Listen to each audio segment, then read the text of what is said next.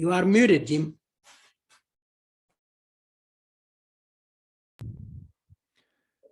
Good evening, everyone. Welcome to the final session of the Spring 2022 Henry George School of Social Science course in Modern Money Theory, focusing on Stephanie Kelton's book, The Deficit Myth. This is the final session. So in today's session, we will cover the two final chapters, Chapter 7, The Deficits That Matter, and Chapter 8, Building an Economy for the People. As was the case in our previous 5 sessions, I'm going to provide some introductory remarks for no more than 10 minutes. Then we'll work through the discussion questions for chapters 7 and 8. Then we'll open the floor up for your summing up thoughts.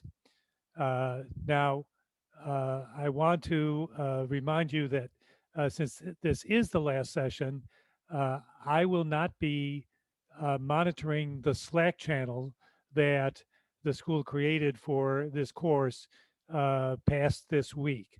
So if you want to have an ongoing dialogue about MMT, then I urge you to join the Google group for modern monetary theory, the link to which I've posted in the chat room, the Zoom chat panel for this evening, and in the Slack channel. Or you can simply go to groups.google.com and enter modern monetary theory in the search bar, and you'll come to the group and you'll click the join button.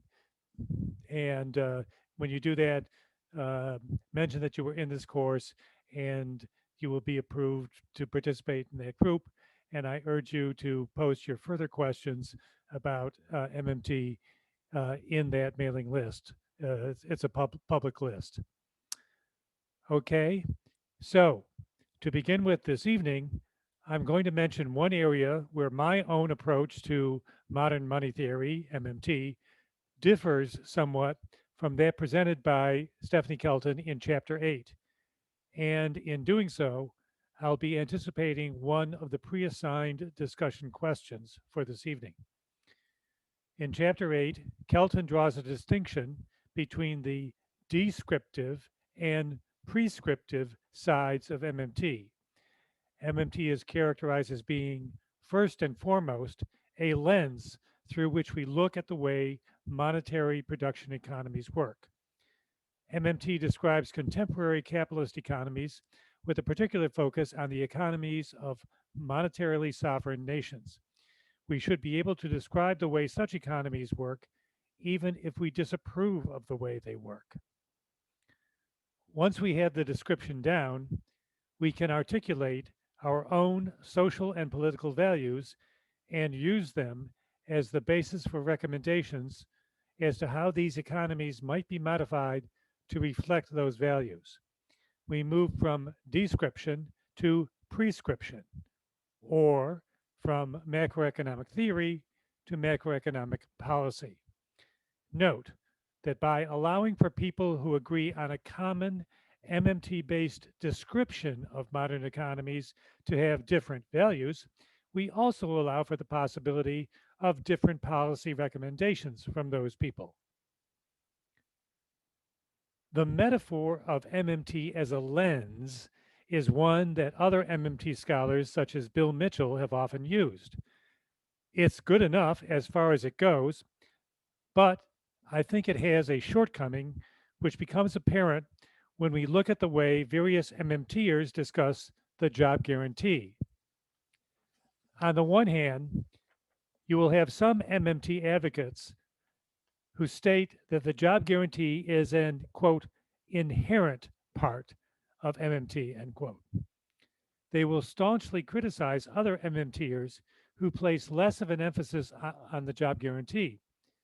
But the job guarantee is clearly a macroeconomic policy recommendation, which has so far not been implemented in any of the monetarily sovereign nations, which are the focus of MMT's attention. So, does that mean that the job guarantee is an inherent part of the prescriptive side of MMT? If it does that mean that all MMTers do or must share the same political and social values? I believe that the two-way distinction between description and prescription is too rigid, and that we're better off with a three-way distinction. Yes, MMT is a lens through which we view contemporary capitalist economies. So the descriptive side of MMT is first and foremost. However, when we look at the economy through the MMT lens, we see the economy not only as it is, but also as it can be. We see the potential for change and evolution within the economy and draw inferences about its future development. Our ability to draw these inferences does not depend on our own value systems or whether we find these potentialities desirable. Then, once we articulate our social and political values, we can make policy recommendations that reflect our values and that are consistent with the potentialities already present in the system. So, between description and prescription, I situate a logical stage of drawing inferences about the economy's potential for change. Recall that back in week one of this course, I asked you to keep three phrases in mind: what does happen, what can happen, what should happen.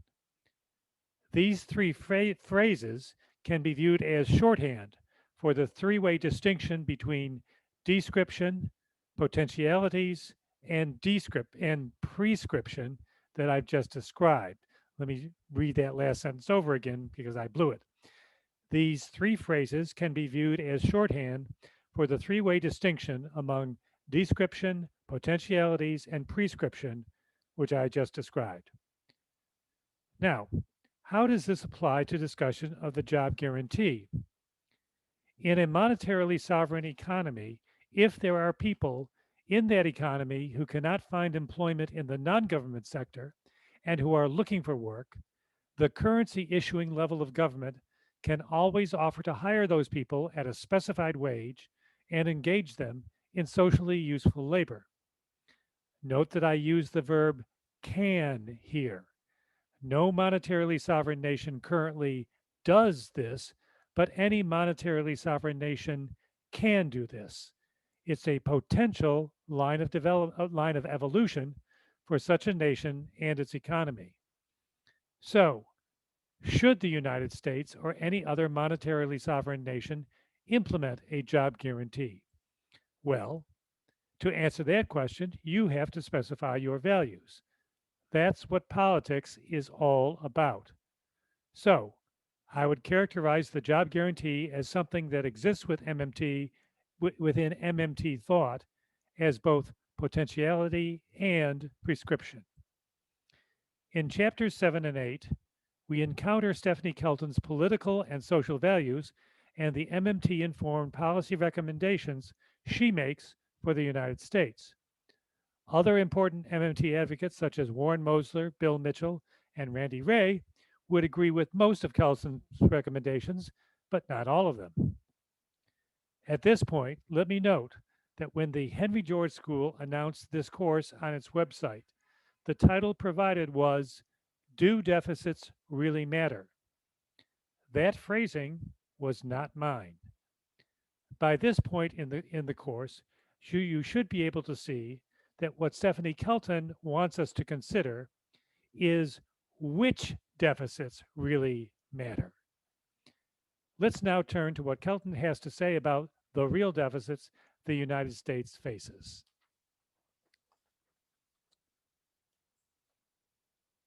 So we'll now turn to the discussion questions that were posted and are posted in the Slack channel, and were also posted on the website at the URL mentioned in the Slack channel on learner-minsky.org.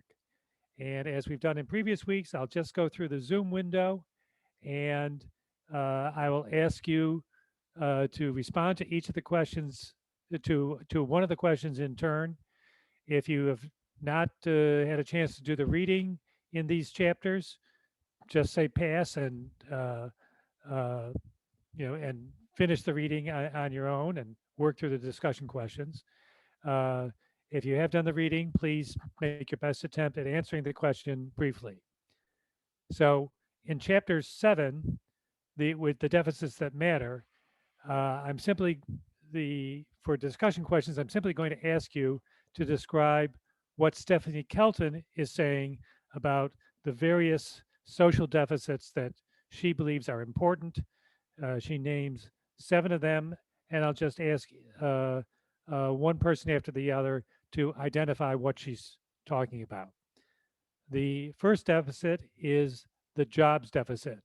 Let's start with Dudu Maseko. Can you tell us what Stephanie Kelton is talking about with respect to a jobs deficit?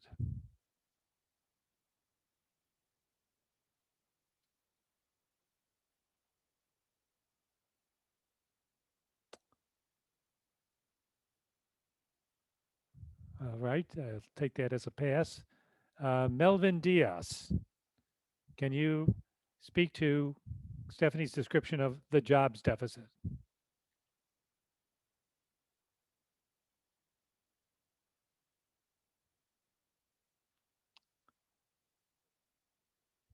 Okay, one more. Ruth Canu.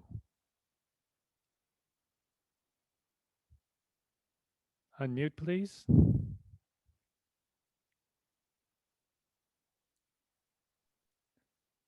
Unmute, please.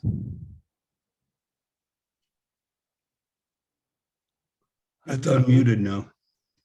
Thank you. Okay, sorry. It was a technical problem on your end. Yeah, so probably the other two could have answered if they were able.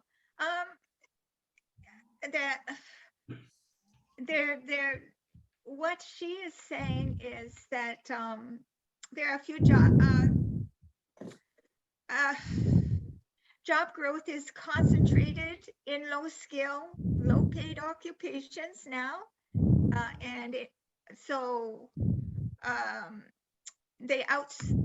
You can't get a good job that will pay enough. Corporate friendly trade deals took away good jobs from US citizens. So she is promoting the jobs guarantee, which ensures adequate pay and benefits by setting a minimum standard for all employers to meet. Okay, thank you.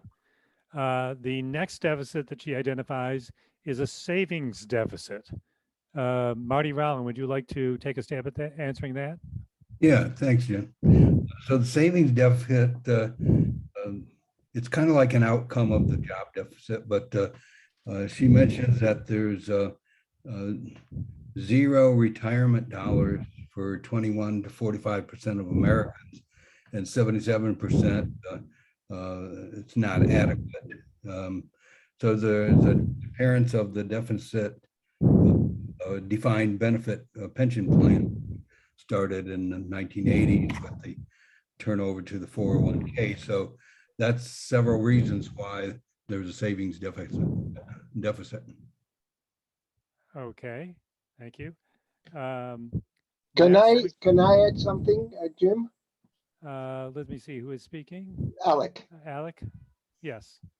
Yeah, and that in turn, having such a savings deficit implies that there is no savings for investment. It's not just for retirement money, and therefore the lack of creation of jobs that will increase the number of jobs, but also of good jobs. So it has a consequence other than just not having sufficient money to retire.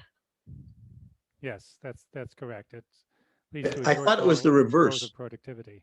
Didn't Keynes say it was the reverse? More investments creates more savings, as opposed to more savings creates more investments? Well, it's circular, actually, I think. Okay. Yeah, if you have a lot of investment and you create a lot of jobs, then these people can have enough income to not just use for consumption, but also for savings. Okay. Oh, I'd just like to add to this discussion that I think Kelton's most impressive comment about all this was a reference to Roosevelt's Bill of Economic Rights, because all Yes. these deficits relate to really human rights, to housing, to jobs, to education, to health, etc. And I think that that unites this whole fine list of the Alliance for Just Money has a great focus on that with its NEED Act. Mhm. Yeah, Thank you. I think, Joe, you are correct that in the Keynesian framework, investment is viewed as the driving force in the macroeconomy, and you know it in the Keynesian framework, it depends more on what Keynes calls the animal spirits of the entrepreneur, Yes. rather than on the size of any pre-existing scope of accumulated savings. Um, Yes, he referred to the paradox of thrift. yes. What Stephanie Kelton is talking about with regard to the savings deficit is, I would suspect, a byproduct of the fact that since 1973, wage growth in the United States has not kept up with the growth in productivity, which means that there's a diversion of national income towards profits away from wages. And what it means, and this is one of the factors that Marty cited, the disappearance of defined benefit pension plans, particularly from the 1980s onwards, which means that to maintain a certain level of that households for working class and middle class people are not able to set aside income for the purpose of deferred consumption over the long term, such as college tuitions and things like that. That's what she's focusing on this chapter, but that's not to deny that there may actually also be an investment shortfall in the U.S. We might actually come to that. The next deficit that Stephanie Kelton cites is the education deficit. I'm sorry, the healthcare deficit. Michael, calling in by iPhone, can you tell us what Stephanie Kelton has to say about the healthcare deficit? Yeah, I'll have to pass on that. Okay. James Frederickson. She points out that America has the lowest life expectancy of any developed nation in the OECD, and that it's probably a consequence of income inequality. Okay. Are you able to define what the OECD is? I'll bet some people here don't know that. I used to know. Organization for Economic Development. I can't remember what the last two letters are. I think it's probably cooperation and development. Cooperation and development. Yeah, it's basically like the I think 18 or 20 big advanced capitalist economies. I mean, healthcare is extremely complicated, and so there are a lot of reasons for that. But the way income is distributed in the United States leads to the disparities in healthcare of which she speaks. And she leaves out a lot of information about self-inflicted diseases such as obesity that also contribute to that. But she's focusing more on the economic aspects. Right. Right. Okay. The next deficit that she discusses is the education deficit. Özlem, can you tell us about the education deficit?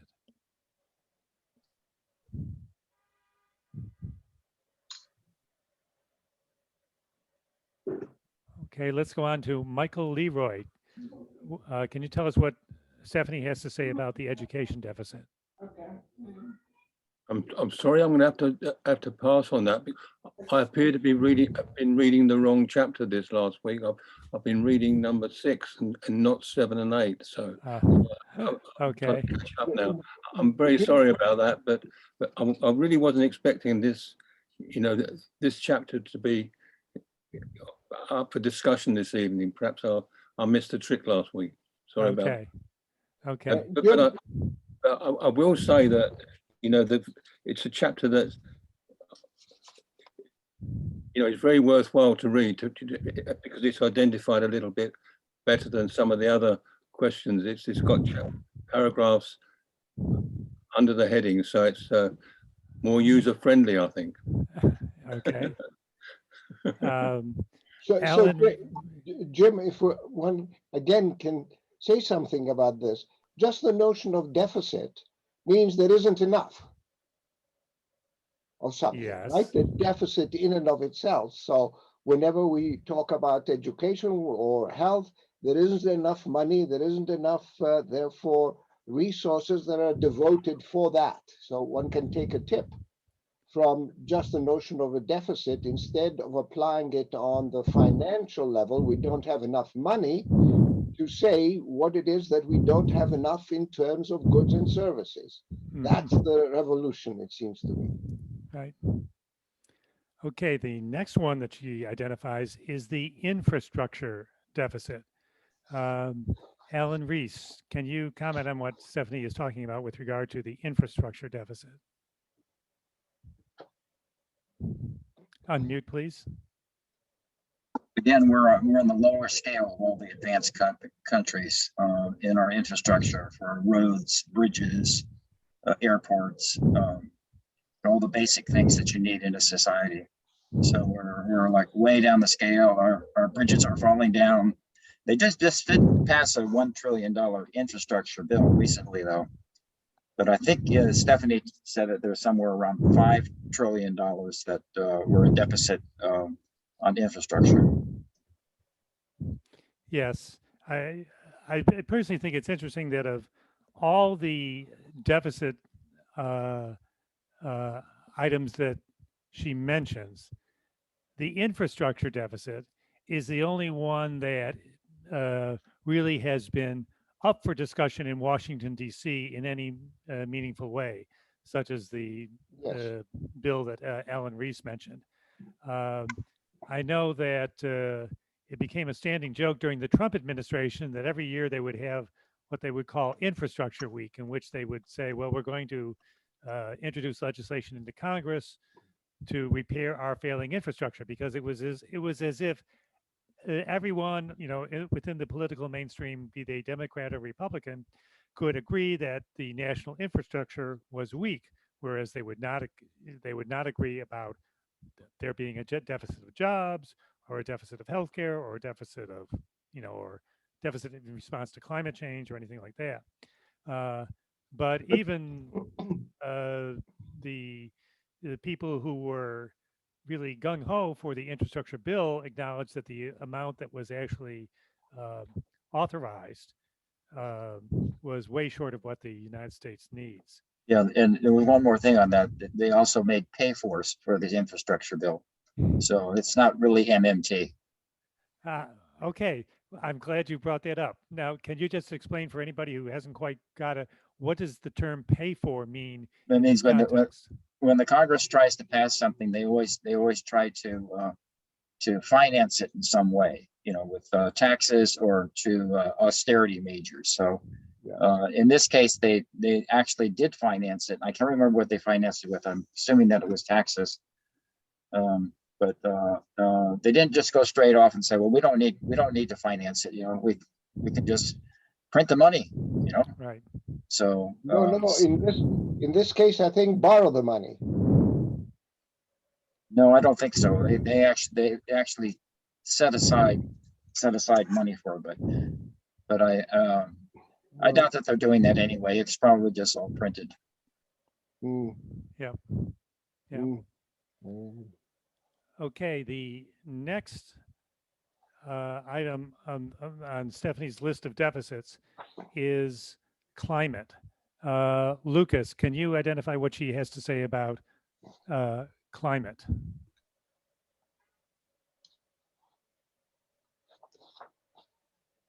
You bet. Hi, James. Hi. Ms. Kelton begins, I think, with the IPCC picture of what's taking place in climate. And as we know, the IPCC statements are always understated because every country that's represented on that panel gets to edit what the final outcome is. But she kind of covered the overview there and outlined the consequences of the various temperature rises. And then she also covered the other human activities that are taking place that are affecting the acidification of the ocean, clear cuts, pesticides, air pollution, all that sort of thing. And then I thought she did very well in establishing the inequality in climate change, how the poor have contributed the least, and the poor countries and poor will suffer the most. And I think it all boils down to the same bottom line to all these deficiencies. The federal government has the wherewithal to provide the funding. We just need to provide the research and the political will to do what MMT could provide in making the changes to climate change. In fact, her description reminded me a great deal of the Green New Deal, reestablish kind of a new economy, green communities, from the economic through to the infrastructure that's required. Yes. Okay. And the final of the 7 deficits that she mentions is what she characterizes as a democracy deficit. Joe Polito, can you speak to that?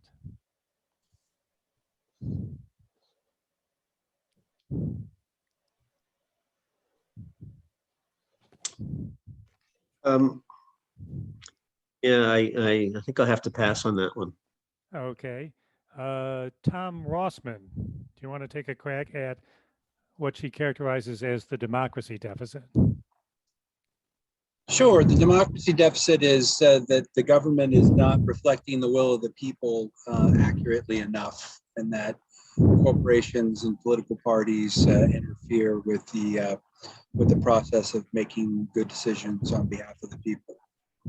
Okay, very good. Partly as a follow-up to that particular deficit, let me go and ask Vicki Mueller. What are some of the ways that Stephanie mentions that are contributing to a democracy deficit? I remember correctly, she was speaking about like a handful of people with a whole lot of power control. I guess they have all the democracy money can buy, but then poor people or the little people don't have they're powerless and they don't have a voice. Okay. Do you recall any aspect of her discussion of the income tax codes?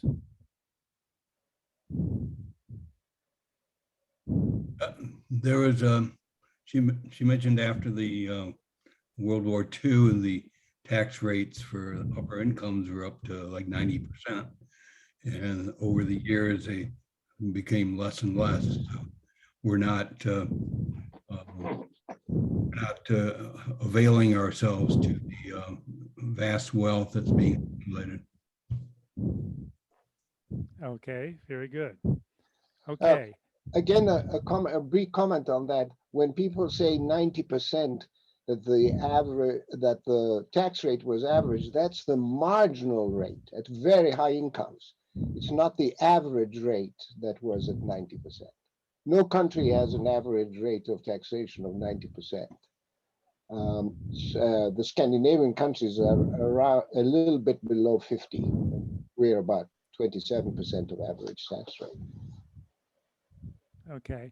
But I guess if there weren't disparities, there wouldn't be a need for that 90%. That's right. We actually got through those items very quickly. So before we move on to Chapter 8, I'd just like to pause for a couple minutes and in particular, has put out to the group the question of uh, how would you characterize the social and political values that Stephanie Kelton holds, and which is shaping her her prescriptions that are grounded in modern money theory. Um, I'll toss it out, but I'd like to, first call upon anyone who has not spoken yet in the meeting tonight.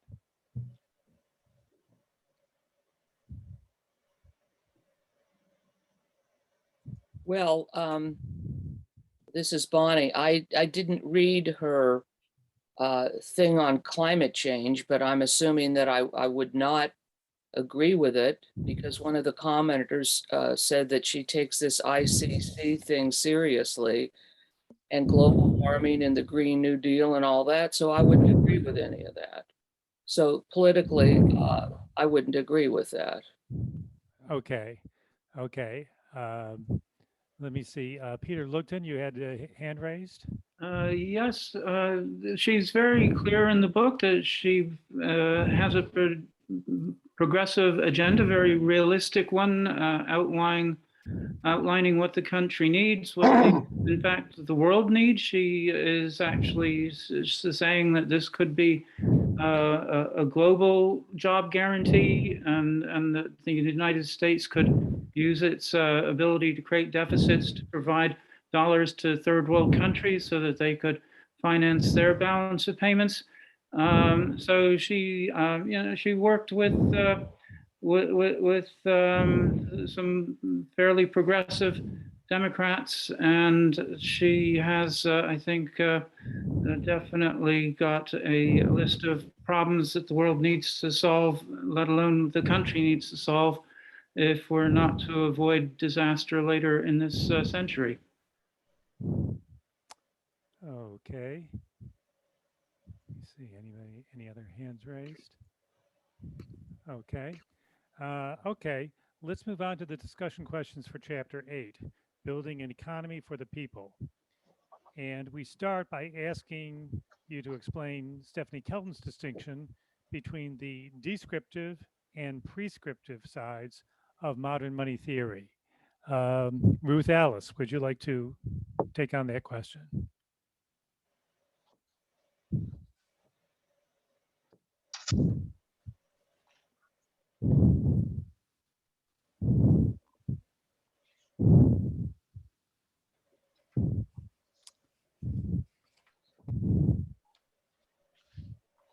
Ruth Alice? Okay, let's move to Carol Friedman. I'm sorry, I prefer to just audit, but thank you very much. Okay. William Batt. Can you unmute, please, Mr. Batt? I've been gone for 2 weeks and I've missed part of this, so I'll have to pass. Okay. Bonnie, can you comment on the descriptive and prescriptive sides of modern money theory, according to Kelton? Sorry, I was muted. Well, the descriptive side of MMT is an accurate picture of how the monetary system actually works. And then the prescriptive side of MMT is the policy-making side, about how you would implement it. And I think it would have to be implemented in different situations in different ways. That's much more complex. But the descriptive side is, generally speaking, about how the monetary system actually works in reality. Okay. Can you identify one or two essential features of the MMT description of the economy? Well, that the federal government is the issuer of the currency, and as such has unlimited monetary issuing constraints except for, well, the restraint, well, the only restraint on the money issuing power of the federal government is the real resource constraints. Okay. Rather than financial constraints. And also the other big constraint is inflation, which I'm hoping tonight we could get in a little discussion of inflation and what causes it before we get off, because I think it's very important, and I don't have a good enough take on that. Okay, we will. Next question.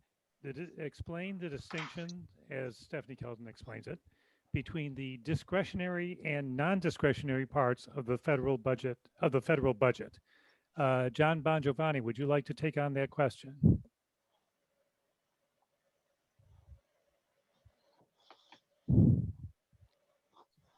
I'm sorry, could you just repeat the essence of that question again? It was. Yes, explain the distinction between the discretionary and non-discretionary parts of the federal budget. Well, the non-discretionary stuff, but it's kind of the long-term stuff that's in there, and it's been funded to maybe for 5 years or 10 years and whatever, how long. And, that takes up a huge part of the budget because of the way we've financed that. And then the discretionary is what you might add. And by the way, I think the term discretionary does not go along with pay-go. That's just my opinion, but the discretionary part of it is what people might be wanting and needing and trying to finance today for today. But when you have to pay-go it, then you always got to give something up for it. So to me, it's not really discretionary. Well, okay. I think that Stephanie Kelton is using particularly the term non-discretionary part of the budget in a bit more specific manner. Can anyone else identify what she's talking about? Yeah, I could talk about that. She says that 70% of the budget is non-discretionary, 10% is interest that we pay, and then 60% is Social Security, Medicare. And so the discretionary would be something like sending money to a non-declared. I'm sorry, I didn't quite catch what you said there, Marty. Discretionary is the defense spending. Yeah. And an example of non-discretionary spending would be Social Security. Social Security, yes. Yes. Mandatory. Yes. What you've already promised, that you can't break the promises. Yes. Yes. And when we talk about non-discretionary expenditures, what's often associated with them, not what's identified with them, but what's associated with them would be what economists call automatic stabilizers. So that, for example, if the economy goes into a recession, people lose their jobs, they apply for unemployment compensation. That income helps to stabilize the economy because it counteracts some of the loss of income due to loss of jobs, and because that system was basically put in place years ago and is a permanent function of the government, it's non-discretionary spending on the part of the federal government. The federal government has to pay Social Security, has to pay unemployment compensation. Whereas something like what we were discussing earlier, the infrastructure spending, that's largely discretionary spending, and it's to get a good sense of the impact of government spending on the economy, you have to take into consideration the distinction between discretionary and non-discretionary parts of the economy. I'm Norman Scott? I'm confused about the defense spending issue. It's called, I guess you're putting it in the discretionary category, but in essence, it's mandatory as Social Security in many ways. And I know that technically you might call it that. And it's hard to believe that is only 30% of our budget. I mean, it sounds like that would be the entire 30%. And then, of course, I just want to throw in Ukraine money, which obviously is discretionary, but it almost has become mandatory. But politically, it may technically discretionary, but almost politically, some things are becoming mandatory. Okay, I want to distinguish between possibly what might be my own interpretation or misinterpretation of these terms, and focus, as we've done throughout this course, on at least as a baseline understanding what Stephanie Kelton is saying about these terms. So on page 237, I read, there are two parts to the federal budget. There's the discretionary part over which Congress has, well, discretion to change the amount of money it puts into existing or new programs each year. Most of the money that gets spent on defense, education, environmental protection, and transportation comes from annual discretionary budget appropriations. But there's also a non-discretionary or mandatory part, which is more or less preordained by statutory criteria. Spending on programs like Social Security, Medicare, and Medicaid fall under this category. And she goes on to mention several other parts of that. And she gets to the point where she says, that means that 70% of the federal budget is essentially on autopilot, leaving just 30% under the discretionary control of lawmakers. I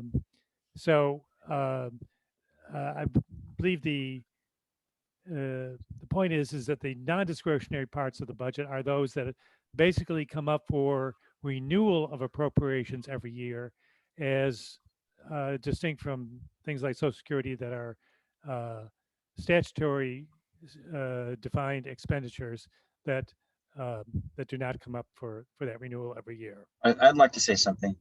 Who is speaking? Alan Reese. Alan, yes. Yeah, Senator Rick Scott has proposed that the non-discretionary sums for Medicare, Medicaid, and Social Security should be sunsetted every 5 years.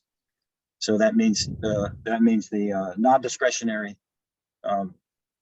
items, which are set by statute, can be changed by Congress. Yes. So they become discretionary, and that could happen in the next couple of years. Yes, and that is certainly a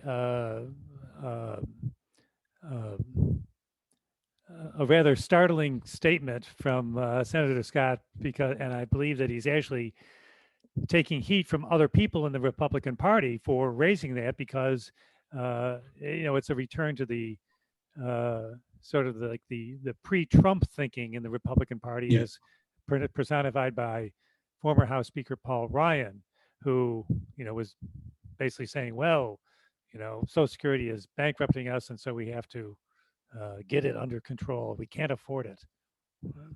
There's so many old people in the state, Florida. I'm sorry, I can't hear your Oh, mic. no, I'm just saying that in Florida, there's so many old people. Yes, I doubt that Senator Scott is where is he from? Pennsylvania, Florida? I thought he was from Florida. He's Florida. Oh, he is Florida. Yes. So that's very surprising for a Florida politician. Okay. The next question is, what would it mean for Congress to start budgeting like a currency issuer rather than a currency user?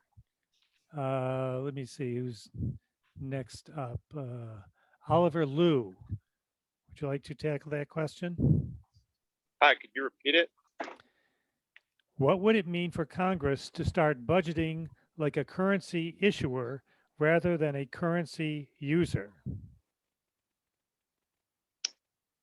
Well, I guess they wouldn't do the pay-go. They wouldn't think in terms of the having to fund what they propose. Okay. Okay. Any other aspects to that?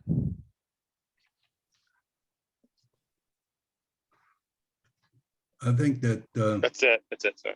Okay. oh, I thought you were asking for general. Well, I was going to first ask Oliver if he had any additional thing to add to that. Let me see. Ruth Cano. Unmute, please. The Congress, they're democratically elected, so they should look after what people need. So they would allow deficits that can support the people and the economy and serve the public. So Okay. they would only tighten the budget when the economy is overworked or everybody's, I don't know, when there's not sufficient resources or labor to do everything that's necessary. Okay. Okay. I would hope. Now, I just I want to say about this question. This is actually a very subtle and complex question, and it's one which I believe even Stephanie Kelton would say that she doesn't fully address in this book. And the reason why is that the mentality in Congress for so many decades has been that we have to manage the federal budget much like that of an individual household, what in earlier sessions we characterized as the household budget analogy, that it would actually be quite a revolution, or at least an upheaval, for Congress to start thinking in terms of it being a currency issuer rather than simply a currency user. Uh, uh, as was mentioned, this Congress would have to really completely stop thinking of this notion of pay-fors or pay-gos, which basically says, well, if you want to increase one discretionary spending program, you have to either raise taxes or cut back on another because we only have so much money available. If we dispose of the canard that we only have so much money available, then we actually have to get into a direct discussion of what are the resources that we do have available and how should we use them. And one of the ways that this would be implemented would be to have an additional automatic stabilizer, such as the job guarantee, which we're going to get to in the very next question. But this is an area that I believe that Stephanie Kelton and other MMTers are currently looking into as a research program. So the full implications of how to answer this question are not yet known, or at least they're not yet known to me, and I haven't been able to read anything that has a really superior description of it. But this is an ongoing development in social science. Jim, I think that it's not only Congress that is the obstacle. It seems to me that economic departments have been obstacles because they have taught what Congress has gone by all these very many years, and also media. There's barely anybody in the media that gives at least one alternative view, and there's only one way of thinking about these things in terms of description. We differ in terms of prescriptions, but the thing that bedevils Stephanie and the others as well, and me as well, is that this pervasive view of looking at the world in a particular way. Yes. Yeah, I've got an opinion on that. What's that? I have an opinion on that. Yes, go ahead. Speaking. Alan Race. Yes. The reason why Congress and the media and the corporations don't want to talk about monetary theory is because it will destroy the economic inequality of the country, where you've got a small percentage of people owning everything. Yes. Then the Congress will have to go ahead, and if the people are aware that the Congress can spend unlimited amounts of money to take care of all these social deficits, then they'll have to do it. So, so you have to keep them from that knowledge, and everybody is on board with that. So the corporations are on board with that. The CEOs, everybody that's running the country is on board with keeping this lie secret. I don't disagree with you, Alan. The thing that is more puzzling to me is economic departments and other university elements. Well, they're endowed. I mean, the university is supposed to look for, some kind of truth, not serving any particular interest. So the university has also become submitted to the particular interest, it seems to me, and no longer has the independence, at least the partial independence that it used to have, especially in the United States, maybe in other countries as well. I think that. Would you agree with that view, Alan? Well, someone was just about to say the endowments for those departments maybe have something to do with it. Yes. And the amount of money going into the universities also is coming from grants from corporations too. So you can't talk about this. If you talk about it, you're on the third rail of politics. You'll be executed.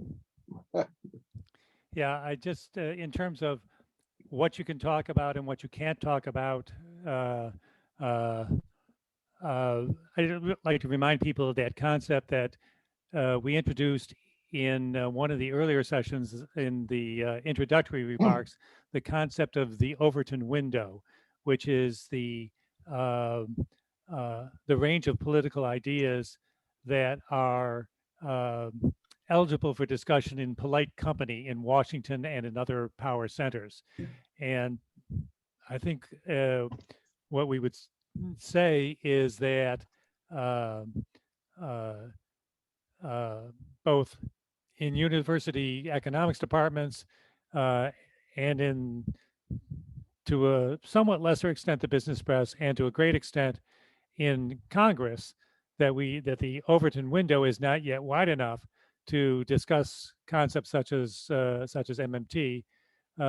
However, if you were, say, to go and read the remarks of Congressman Yarmouth from Kentucky, the chair of the House Budget Committee, in which he gave a rave endorsement to this very book that we're reading, Stephanie Kelton's The Deficit Myth, you'd see that there are inroads being made, and hopefully after the conclusion of this course, after the conclusion of tonight's session, you will feel empowered to go and try to expand the range of discussion of these issues, both in the United States and in other countries. Two more questions. Explain how a federal job guarantee would function as an automatic stabilizer. Viola, can you tackle this question? How would a federal job guarantee function as an automatic stabilizer?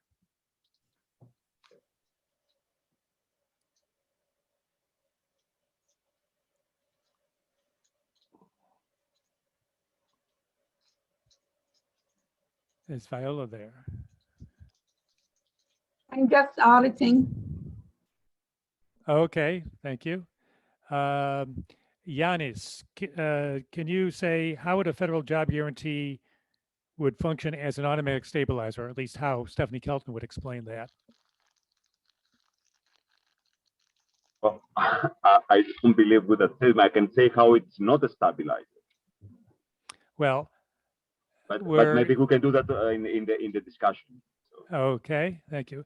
Patricia Lowe, can you explain Stephanie Kelton's argument that the federal job guarantee would function as an automatic stabilizer? All right. Yeah. Can you hear me? Yeah. Yes. Yeah.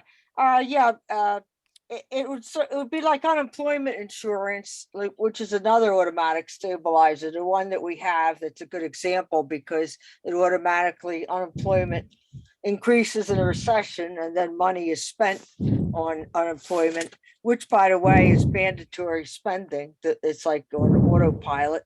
And she wanted to, Stephanie wanted to see a jobs program, which would be a more effective stabilizer than merely unemployment, which would be an automatic stabilizer. That's the beauty of it, to be automatic. So when unemployment goes up, people can, they're guaranteed a job in the, well, basically in the public sector, more for nonprofits, private nonprofits or local government, whoever would hire them to do important work, like whether it's picking up trash in Pennypack Park, which I do for free. Oh, no, just, but planting trees, caring for old people, mostly service jobs that don't require a whole lot of skill. So anybody can do them. So anybody who wants to work, they can work, but it would be an automatic stabilizer. I don't know, did I answer that? Well, let me just ask a follow-up, Patricia. What would happen to the group of people in the job guarantee pool, shall we say, as the economy starts to expand? Yeah, there'd be more jobs available above this minimum wage, which could be as high as like $15 an hour that the public sector would be paying in the jobs program. So people would go for higher wage jobs as they become more plentiful. And then automatically, as the economy heats up, less would be spent on the jobs program. Okay. Okay. Thank you. Okay. The last question on page 256. Stephanie Kelton writes, budgeting through an MMT lens would have us replace the artificial budget constraint that tells us to live within our financial means with an inflation constraint that tells us to live within our biological and material means. Discuss. Neil, would you like to tackle that?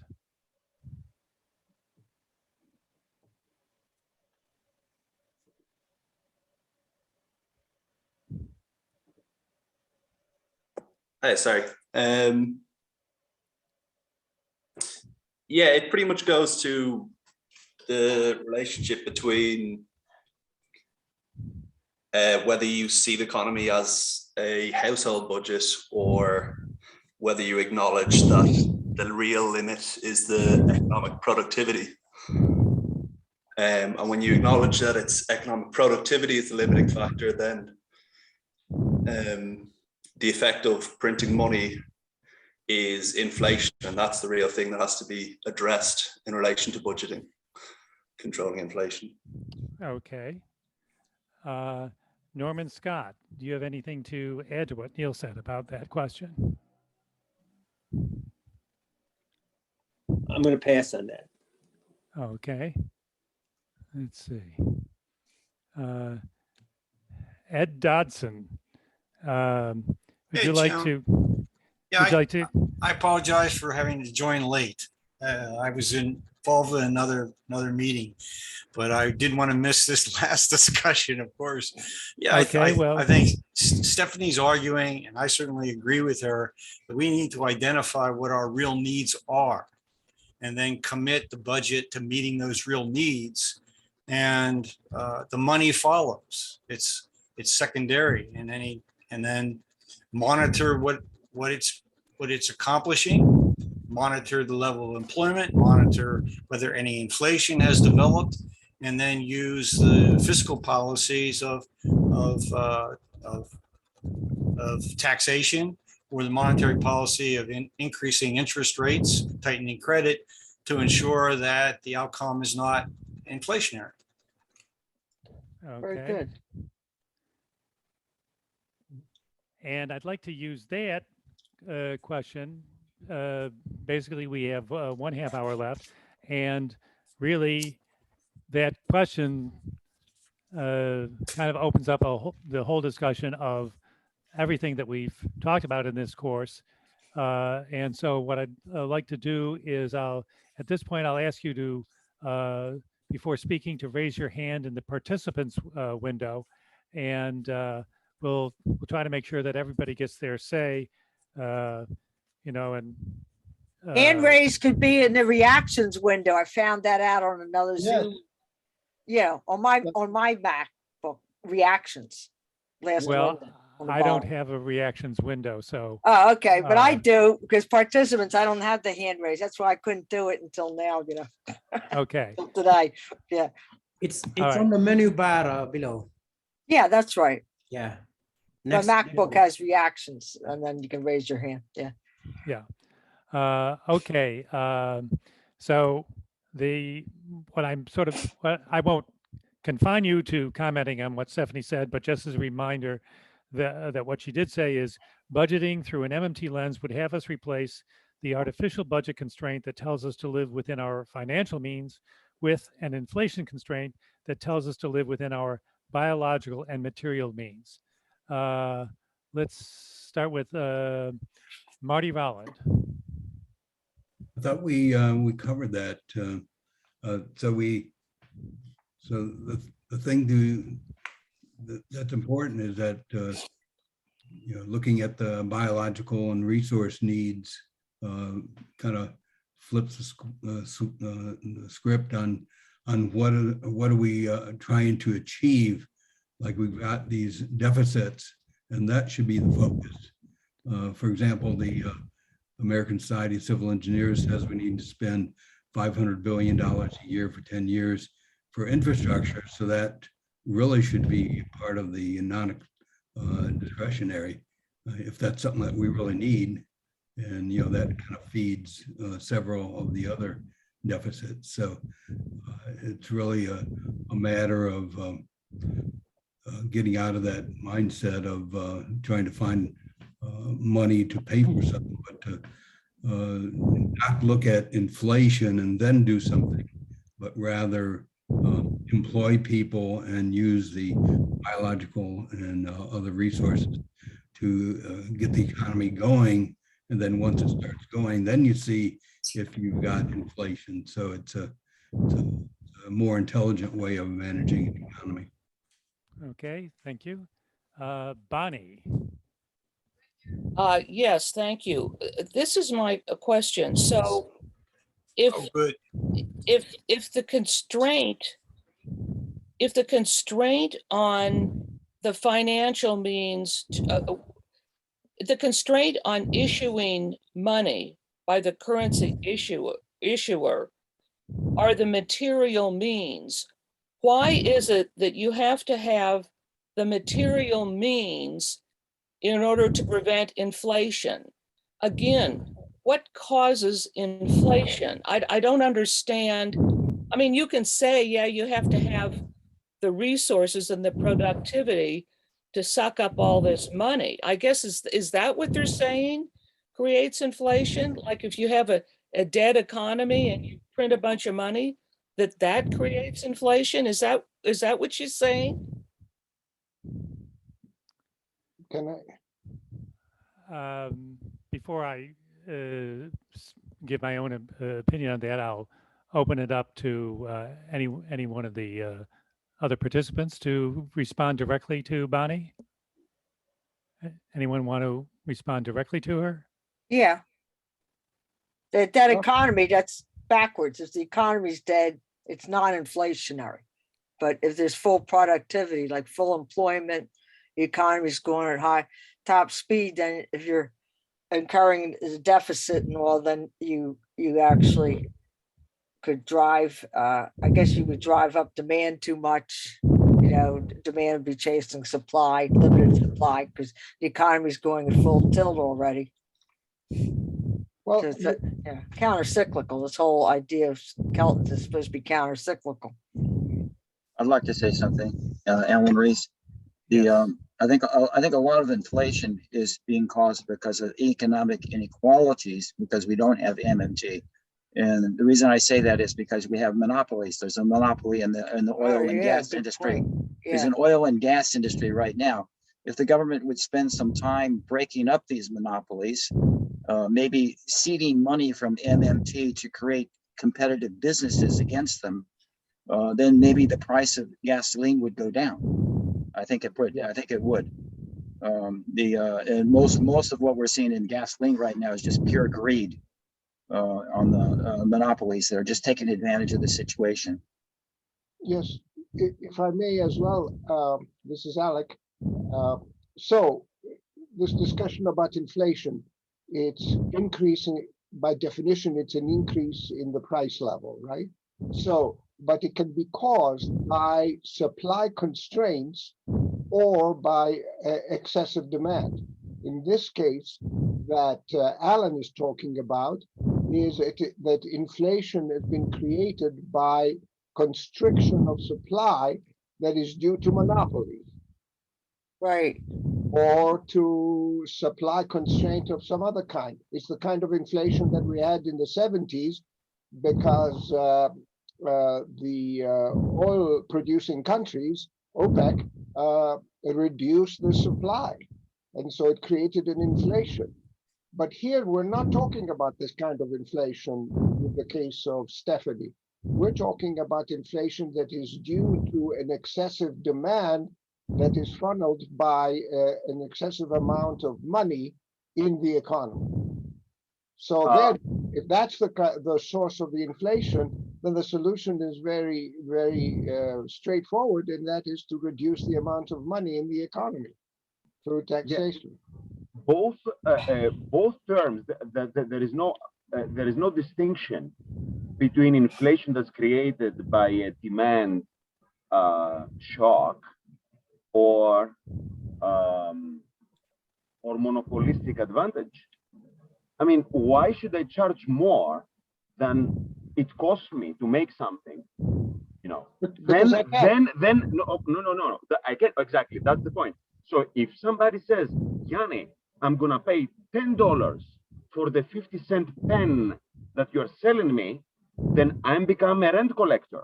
Like I charge exactly. And that I'm gonna get to the solution of the inflation, because inflation is a misleading term. Like nobody understands who's causing inflation. So inflation should be called rentflation. Anybody who marks up prices more than it costs them to make, and the cost is, of course, any productive cost, including labor. Okay, then that's the source of the inflation. So there is a very easy remedy to that, which is, this is not a George's class, but Henry George has a very easy and natural solution to that. And I'm hoping Stephanie Kelton will be mentioning Henry George in how to deal with inflation. Okay, if increased prices meant that workers were paid more, there wouldn't be a problem, because workers would have the increased consumptive capacity to deal with rising prices. Okay, so the key to understanding inflation is to call it with its proper name, which is rentflation. Okay, I'm going to just trying to make sure that everybody who has a hand raised gets the chance to speak. Let me now call on Peter Lugton. Hi, yeah, there was one question I had that I don't think the book addressed, and that is that before reading the book, I thought money was created maybe when you went to the bank and asked for a loan so you could buy a house or a car, and the bank just gave you the money to go and make a deposit and so on the house or the car. But that doesn't now seem to be the case. If the government, if Congress is creating money, what are the banks doing when they create money for you to buy a house or a car? Well, actually, modern monetary theory is quite clear that banks do create money. Loans, the shorthand phrase is loans create deposits. That's credit money, but MMT also stresses that banks are licensed by the government to engage in the extension of credit. So MMT tends to view the entire credit system as a, some people would, such as Robert Habeck would say, they describe it as a public-private franchise. And if you, I know that in this book, the creation of credit money by private banks is not stressed as much as it is in some other MMT books, but it certainly is acknowledged by MMT. Yes, sure. Okay, thanks. Let's see, continuing, Ed Dodson.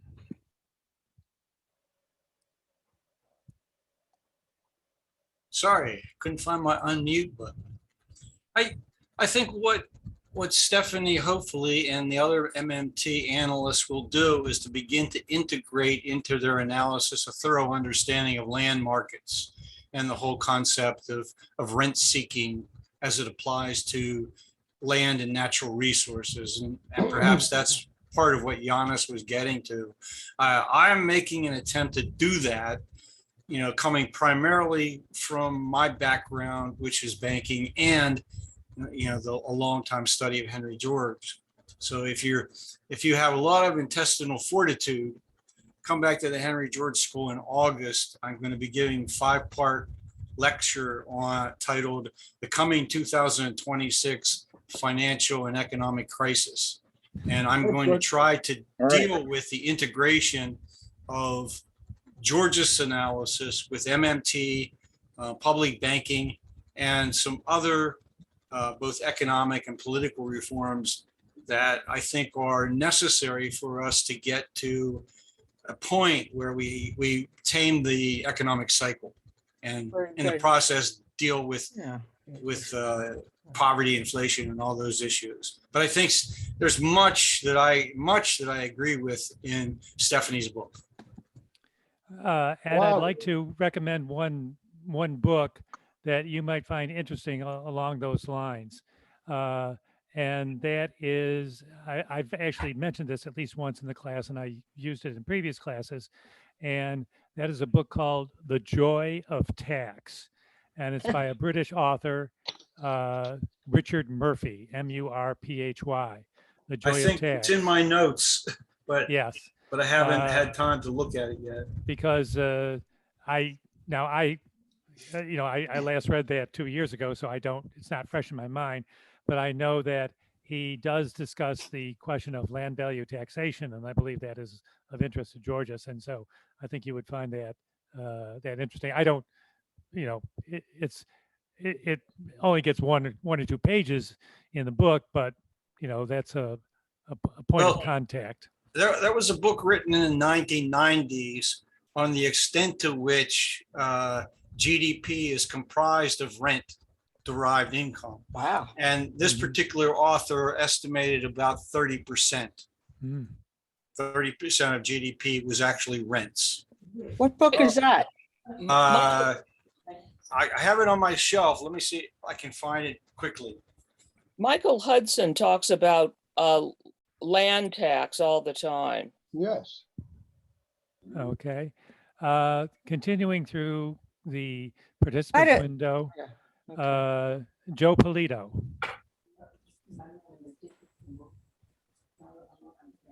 Well, I have a chance. Thank you so much for this enlightening series. I want to, I put in the chat an invitation to an event right after this one from the Alliance for Just Money.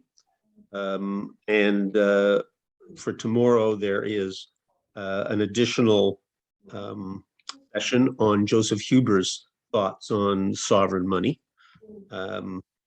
There's links to both of these. You can register and attend if you like. Members of this group have found those very interesting in the past. And just one last thing, the reference to Alex said, why aren't the economists being more informative about the true nature of money and so forth? And I think one of the problems is political philosophy. It seems to overcome their economic science, just like we've seen in the Supreme Court, their philosophy overcome legal science. And as far as the politicians are concerned, I've talked to a lot of them about this, and I find them, they have a very difficult time getting past household fallacy.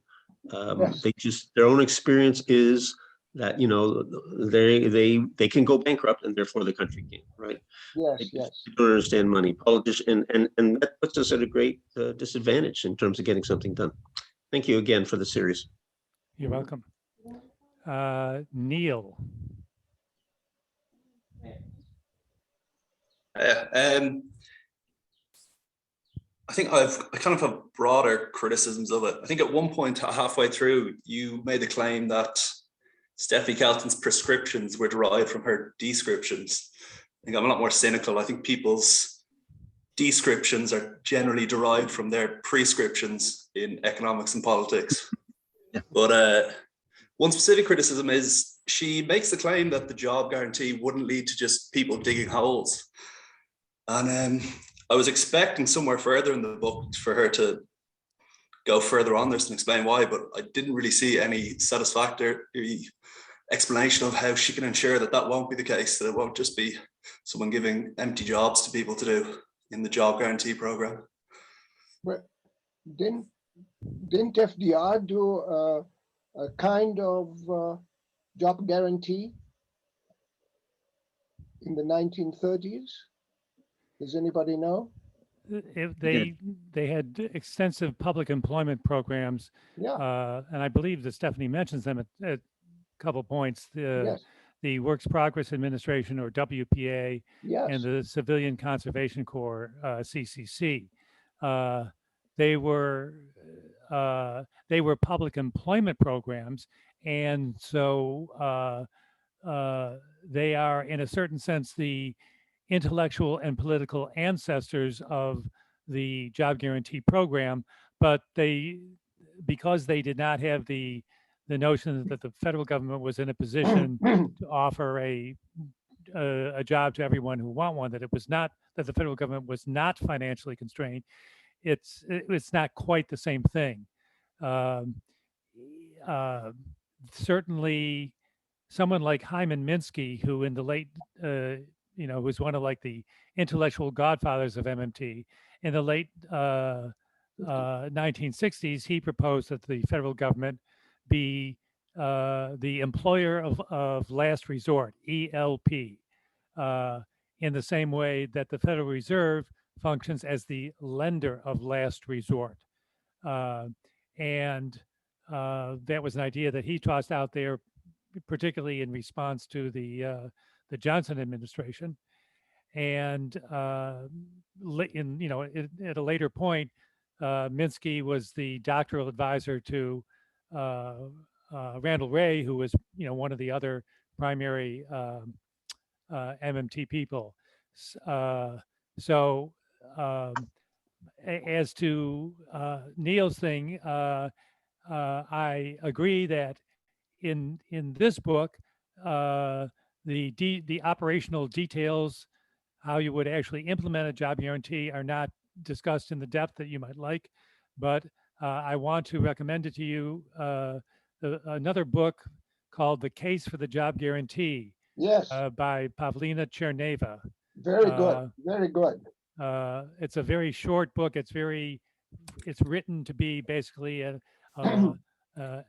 extended political pamphlet, but it's by the professor from the Levy Institute at Bard College, and who has really devoted years to MMT and the job guarantee, so you should check out that book. Yeah, I'll have a look at that. Thanks. You might have I just have a comment. It's a little bit aside from what you just said. In Soviet Russia, they had something very close, or at least you could call it a job guarantee, because it was a jailable offense not to have a job, which means the government had to give a job to everybody. So I think that fits the definition of a job guarantee. Did the MMTers look what really happened? What lessons can be drawn from that?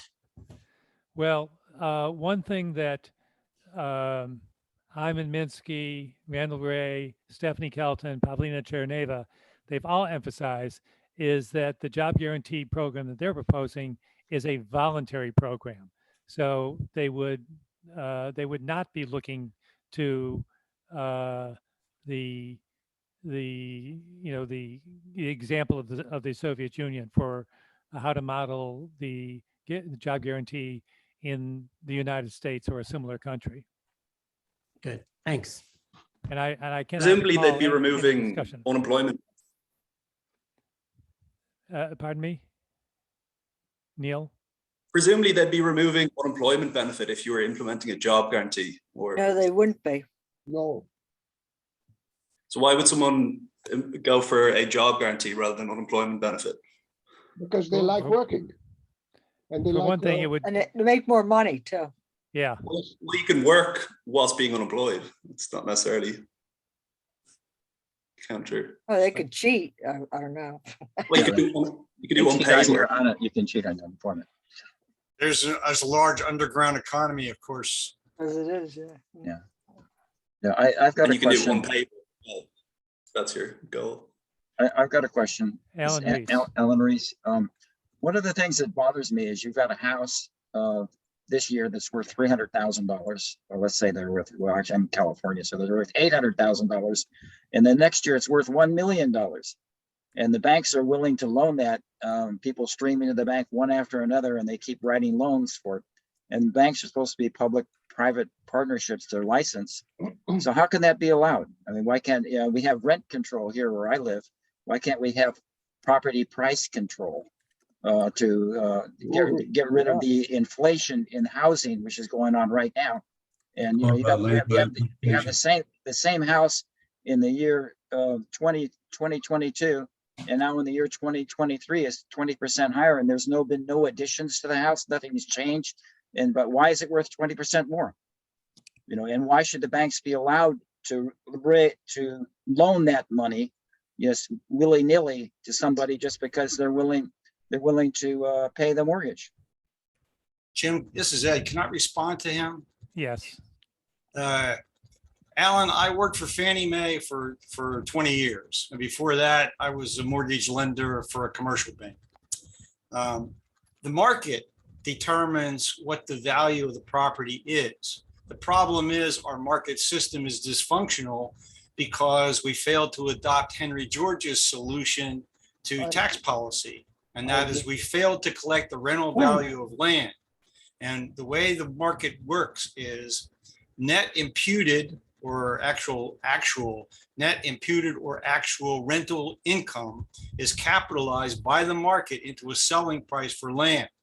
And so in California, because of Proposition 13, the net imputed income derived from land has increased since Prop 13 has been put into place.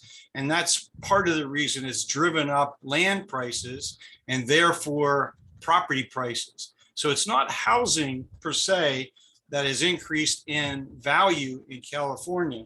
It's the underlying land. Yeah. Remember that a housing unit is a depreciating asset. So just like if you buy a brand new car, as soon as you take it out for a test ride, it's going to start to depreciate. A house does that as well, which is why if you own a house, you're spending money constantly on maintenance, and about every 10 years, you're replacing systems. So it's market forces, and the banks have tried to keep up transaction volume despite the rising prices by doing a couple of things. One is the Fed is led the charge by lowering mortgage interest rates as much as possible. And then the banks, through the secondary market, they come up with ways to qualify people for higher and higher levels of debt by, for example, allowing much lower down payments, coming up with third-party contributions to the transaction to pay for closing costs, and other ways to expand credit worthiness. So my series of lectures coming up in August is going to tell you why within 4 years or sooner, this is all going to come crashing down. So what's the solution? Like it did in 2008. Like it did in 2008, with perhaps, my view, is worse consequences. Yes. Yeah. How did Prop 13 raise land values? I didn't understand what you were saying there. Oh, it froze property taxes at a 1972 level for all existing property owners. Yes. And then it limited the amount of increase that occurred in each subsequent year to a very nominal amount. Right. But if you then purchased a property your property next door to the property that's assessed at 1972 values, your property gets assessed at current value. And Right. so it really meant that it was in the disinterest of anyone to sell their existing property. Better, hold on to it forever because your taxes are going to go up marginally. If you move across the street and buy the same house, your taxes are going to go way up. So it's Same a deal very, in Toronto. My daughter lived in Toronto. Houses are $1 million there. Same deal. I don't know if Toronto's system is Well, like. I'm just telling you, existing owners get a break, and Well, when it changes hands, the taxes go up. Well, Yeah. generally speaking, assessment practices trail the market. And so if you don't change, you don't sell your house or move, that property probably doesn't get assessed on a regular basis based on the increase in the land value. Well, how did that it's drive a up law the though, land too. prices? I don't understand. Well, it's a supply problem. If normally 1 million people sell their property a year, and you change the tax law as Prop 13 did, and all of a sudden next year only 300,000 people put their property on the market, and landowners hold on to their land, longer and longer, expecting that the price will continue to increase, then you have a supply constraint. And if the demand continues to increase because people are getting older and need housing, then price of land will go up, and that makes its way through the housing market. Okay, thank you. So what's the solution, Ed? Land, well, to tax land. Stop taxing housing units and begin to collect the value. Potential annual rental value of every location in the community. Maybe the government should do like they did in the 1850s, have the homestead, so they can, most of the land in the United States is owned by the US government. Why don't we just give 40 acres to everybody? Well, no. I'm going to have to intervene here because we're 2 minutes away from our closing time. And I want to thank you all for participating in this course. If you haven't managed to really work your way through the deficit myth, please try to do so. If you have follow-up questions, I've several times mentioned the Modern Monetary Theory Google group, and I urge you to enroll in that group and use that as a place where you can post questions, because I started that group and I monitor it quite closely, and that's where I post my own thoughts and observations. And I'd like once again to thank Ibrahima Drama, of the education director of the Henry George School, for once again offering this opportunity for other schools of heterodox political economy to have a venue, in this case, an online venue. And I'm certainly looking forward to being able to come to the Henry George School in person in New York City, hopefully before the end of this year. So James, you got 30 seconds. I'm all zoomed out. James, you got 30 seconds for me to give him my thoughts? Marty, hold on. We'll just give you a chance. Just let him finish. Sure. Okay, I'm done. Good. So thank you very much. Thank you all for coming. It was a pleasure having you. And thanks a lot to Jim. And we hope to see you again for another MMT series about 6 months from now.